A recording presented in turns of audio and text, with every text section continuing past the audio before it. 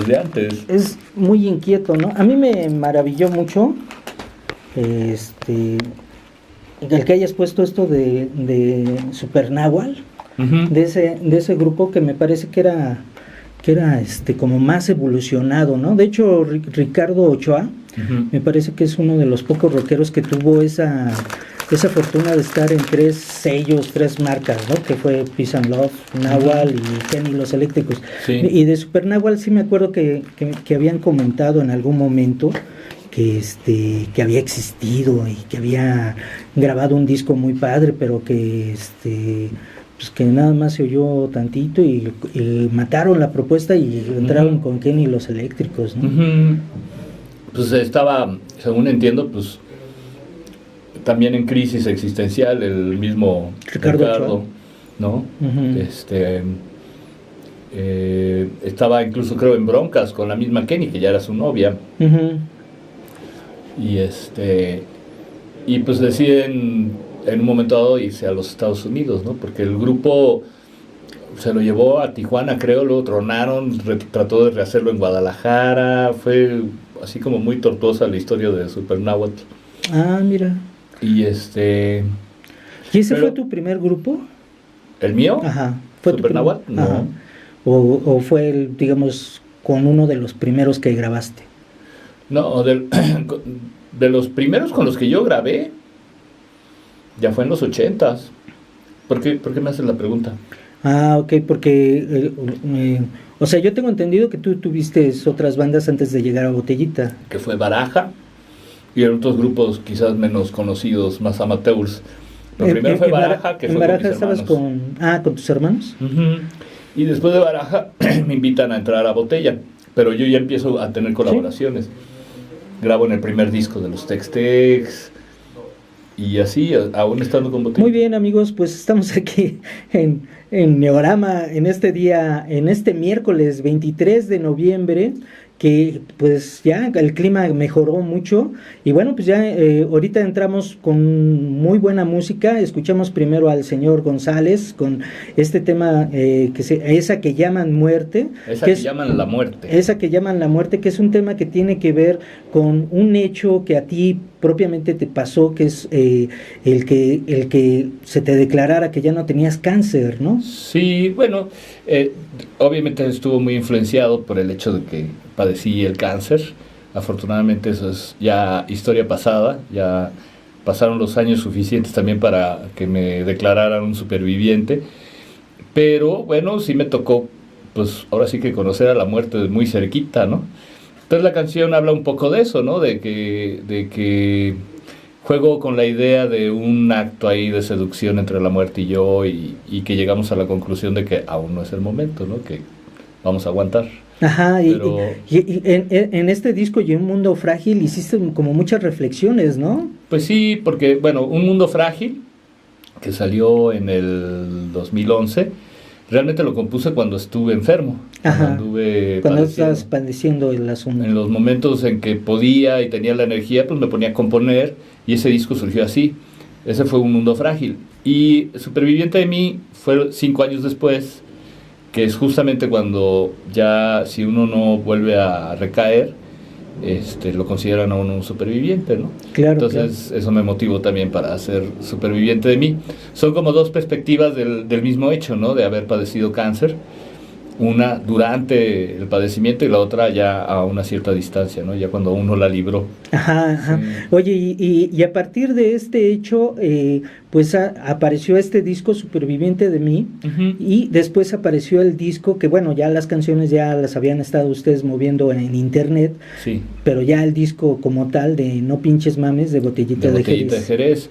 Sí, bueno, hace 4 años, la formación de Botellita que estuvimos durante los años 90 más o menos, decidimos volvernos a juntar, y el resultado de esta reunión, además de estarnos presentando por muchas partes, fue hacer este disco No Pinches Mames, que salió hace exactamente 1 año. Exactamente por estas fechas, ¿verdad? Por estas fechas, sí. Y como bien decías, sacamos algunos temas previamente, no todos los temas del disco, pero sí algunos. El famoso Principitote, ¿no? Que es como una especie entre albur y homenaje a Antoine Saint-Exupéry. Sí. Exactamente, aunque ese tema en particular sí salió hasta que salió el disco. De las canciones previas estuvo Sin Maíz No Hay País, No Pinches Mames, que es la que le dio nombre al disco. Ajá. Sacamos Domingo Mi Vida, La Verdad, según recuerdo, algún otro tema por ahí también. Pero, vaya, completamos el larga duración ya hace un año cuando sacamos No Pinches Mames, ¿no? Ah, ok. Y le ha ido muy bien. Y bueno, nosotros comenzamos este programa con Botellita de Jerez, con tu tema, esa que llaman La Muerte, y Botellita de Jerez, Presos Políticos, Libertad, que es el último tema, y que es un tema muy muy sensible, muy catalizador, incluso para ustedes, ¿no? Cuando lo llegan a interpretar en vivo, es una suele ser una canción muy emocional. Ajá. Pues bueno, el disco en general pretende hablar de la realidad mexicana. El simple nombre es una especie de grito de batalla, de no pinches mames, no nos gusta lo que estamos viendo. Uh-huh. Por supuesto que no pinches mames lo puedes usar de dos maneras, ¿no? Como asombro, no pinches mames, o como enojo, ¿no? No pinches mames. Sí. Como hartazgo, ¿no? Sí, y tiene mucho ese sentido, ¿no? En el disco hablamos de la realidad que se está viviendo en México. Nosotros quizás por una cuestión generacional somos de esas bandas que nos importa hablar de la realidad y pues la situación del país pues se ve reflejada en nuestras canciones. En particular en este tema, hashtag 43, es como un diseño sonoro donde hablamos de lo sucedido en Ayotzinapa y la ligamos con la canción Presos Políticos, Libertad, porque en nuestro país hay presos políticos. Tan solo vean a Mireles y hay muchos otros casos. El caso es que decidimos abordar el tema de una forma, digamos, como muy inspirada en los temas folk de los 60s. Ajá. Y donde planteamos una serie de situaciones como ideales de lo que sería el país, ¿no? Cómo sería un país donde no hubiera presos políticos y que las cosas fueran libres, ¿no? No, y además es una de sus mejores canciones, ¿no? Yo creo, independientemente. También este disco en particular ha sido muy comparado con el famoso Hagamos Patria, ¿no? Forjando Patria, ¿no? Que es sí. que fueron discos así muy de lo mejorcito de Botellita de Jerez, yo creo. Yo creo que están emparentados porque hay muchos años de diferencia entre uno y otro. Pero justo fue la misma formación los que hicimos este disco, los que hicimos Forjando Patria. ¿A ti no te tocó estar en Niña de Mis Ojos, en la grabación claro. de Niña? Tú ya entras a partir de Niña. Yo entro a partir de Niña de Mis Ojos. Que también es un discazo, ¿no? Un super disco, ¿no? Pues fue un parteaguas que algunos fans lo sintieron como una especie de agresión, otros lo vieron muy bien y muchos más se incorporaron a las filas de fans de Botellita, ¿no? Fue un disco polémico en su momento, pero fue un buen disco, como bien dices. El que siguió fue el disco que generó toda clase de polémicas, que fue el Buscamor, donde venía Abuelita de Batman, y después pasó un rato antes de hacer Forjando Patria, ¿no? En Abuelita de Batman también venía Tiburón y uh-huh. Sí, pues que se mueran los feos, no, ese es antes, ¿verdad? Que se mueran los guapos salió en el Niña de Mis Ojos, que de alguna forma fue un tema, digamos, de avanzada de lo que podría haber sido el siguiente disco, que bueno, lo digo así porque Que se acaben los guapos es una cumbia en todo el sentido de la palabra, tocada como cumbia. Ajá. Y ya en el disco Buscamor empezamos a mezclar cumbias con otras cosas y con un sonido muy electrónico, ¿no? Pues es un rock latino, ¿no? Pero la verdad no sé hasta qué punto estas críticas se hayan hecho o sea, siento que han sido críticas muy obsoletas a favor de, bueno, en contra de Botellita de Jerez, porque pues ya ves, Alejandro Markovich está tocando una cumbia como tal y pues mira, para nosotros vienen los argentinos, ¿no? Y te tocan una cumbia como tal, los Fabulosos y músicos mexicanos también, ahí está El Gran Silencio, otros grupos que se han metido en esos terrenos y que pues les tocó otro momento y no fueron tan atacados como nos tocó a nosotros. Ajá. Para nosotros era una experimentación y creo que sí fue quizás un momento en que la gente no entendió qué era lo que había detrás de esa experimentación, ¿no? Y como bien dices tú, el tiempo ya fue acomodando las cosas. Nosotros hay temas de ese disco que prácticamente no los tocamos desde el 91 Y sin embargo, hace poco tuvimos la presentación del Plaza Condesa y hicimos un arreglo de Abuelita de Batman, después de no tocarla en un montón de años, décadas. No la tocamos como cumbia, hicimos la canción es muy buena, entonces hicimos otro arreglo y funcionó perfecto, ¿no? Y para nosotros fue un poco como exorcizar ciertos demonios, ¿no? Porque nosotros mismos teníamos ya un rechazo a lo que hicimos en ese disco. Ah, muy bien. Oye, y bueno, pues hemos anunciado que has venido acá a Neorama, y es tu casa, precisamente porque en este año acabas de sacar este libro, que es nada más el primer tomo, y es un librazo, así, si quieren descontar a la suegra, con este libro lo pueden hacer, pero independientemente de eso, también es una revisión bastante interesante y quizá importante. Yo creo que sí es importante la revisión que haces del rock mexicano, de este rock primario que empezó obviamente con el rock and roll y se fue siguiendo, y en donde tú pues recabas mucha información y nos presentas a muchos grupos que quizás hayan caído en el olvido. Me da la impresión de que tienes de primera mano los discos. No sé si tuviste alguna entrevista, algún encuentro con algunos de estos rockeros, pero sí me da la impresión de que tienes esa colección, ese bagaje de discos. Pues bueno, te mentiría si te digo que tengo todo ese bagaje de discos. Claro. Tengo algunos y muchos otros sí tuve que hacer una labor de búsqueda. Afortunadamente la gran mayoría se encuentra en internet.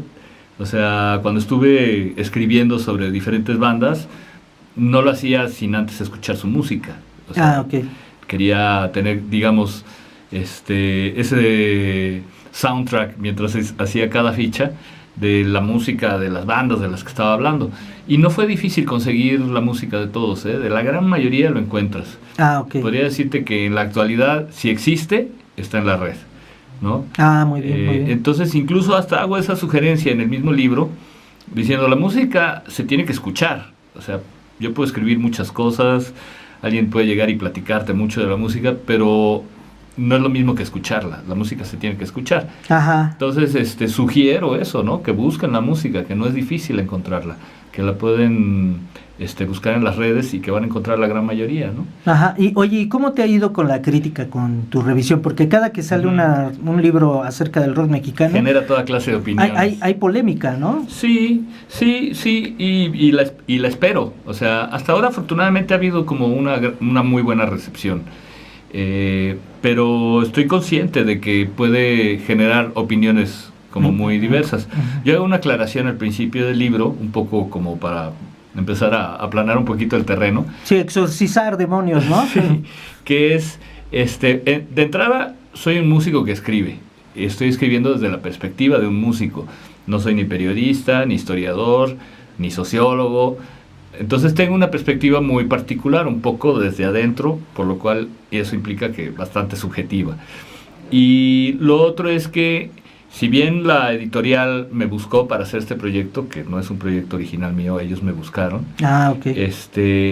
Ellos tenían la idea de hacer una enciclopedia, pero sobre la marcha fue tomando otra forma este trabajo. No es propiamente una enciclopedia, aunque tiene fichas y puedes buscar grupos en particular.